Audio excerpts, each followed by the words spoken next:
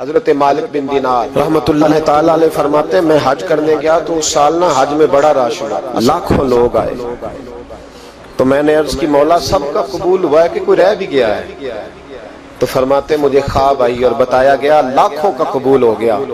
بڑا بے نیاز ہے اللہ، بڑا بے نیاز، بڑا کریم ہے۔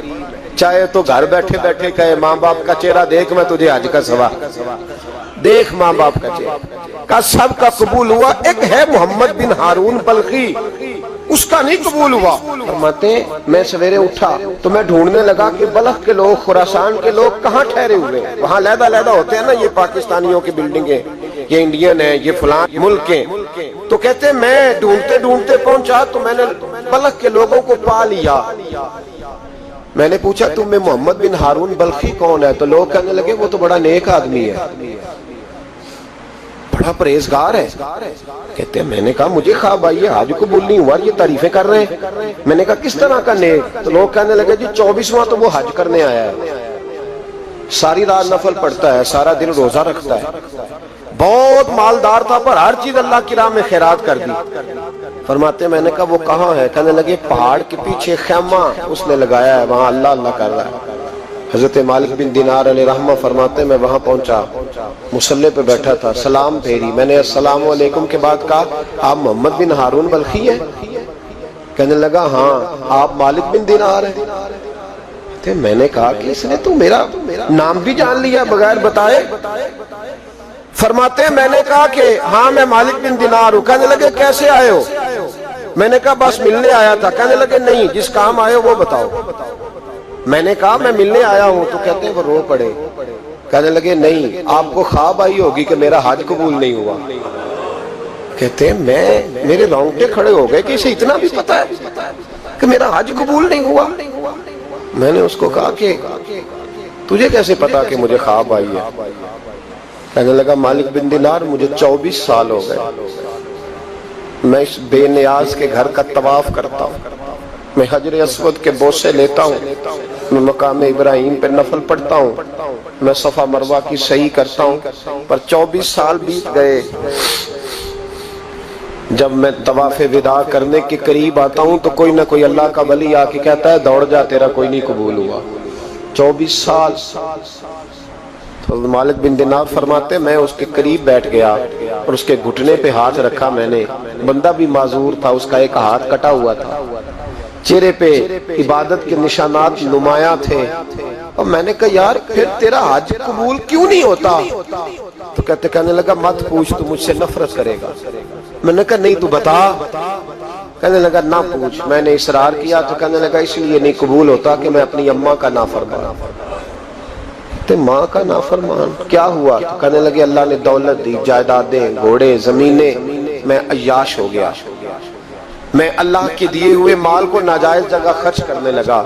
ماں میری بوڑھی تھی، عبادت گزار تھی، مجھے سمجھاتی تھی، رمضان کا مہینہ، عصر کے بعد اماں تنور میں روٹیاں لگا رہی، میں گھر آیا شراب کے نشے میں، اماں روٹی دو، ماں کہنے لگی شرم کر، روزہ رکھا نہیں تو جنہوں نے رکھا ہے ان کا تو خیال کر۔ کہتے ہیں یہ لفظ میں نے سنے تو ماں کو ایک تھپڑ دے مارا، اماں جلتے ہوئے تندور میں گر گئی، لوگوں نے مجھے کمرے میں بند کر دیا۔ کہتے ہیں ساری رات میں شور سنتا رہا پر نشے میں پڑا رہا۔ اگلے دن ظہر کے بعد آنکھ تب کھلی جب میری بیوی الماریوں سے کپڑے نکال رہی تھی۔ میں نے کہا کہاں جا رہی ہوں؟ کہنے لگی میکے جا رہی ہوں، میں ماں کے قاتل کے ساتھ وقت نہیں گزار سکتی۔ میں نے کہا ماں قتل ہو گئی؟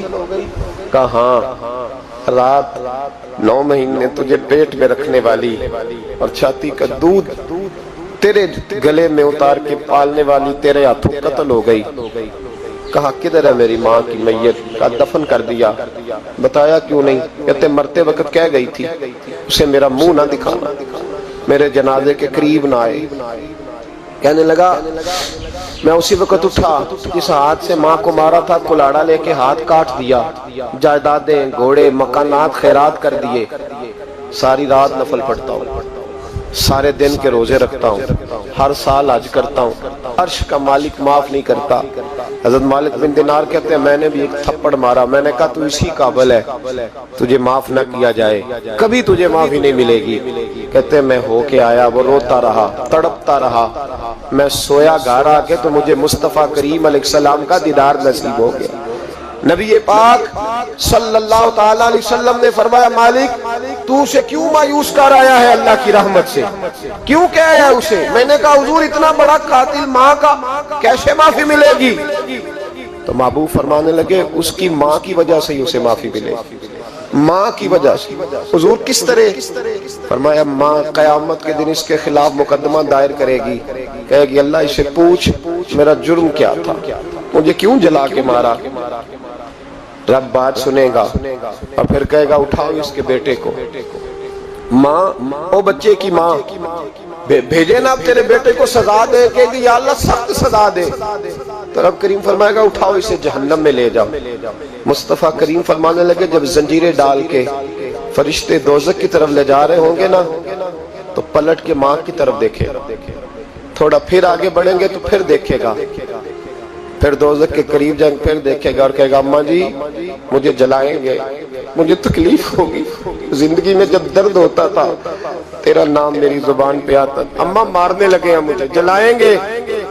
میرے مصطفیٰ کریم فرمانے لگے وہ ماں اسے جلا کے مار دیا، وہ میدان محشر بول پڑے گی، کہے گی اللہ اے اللہ اے اللہ۔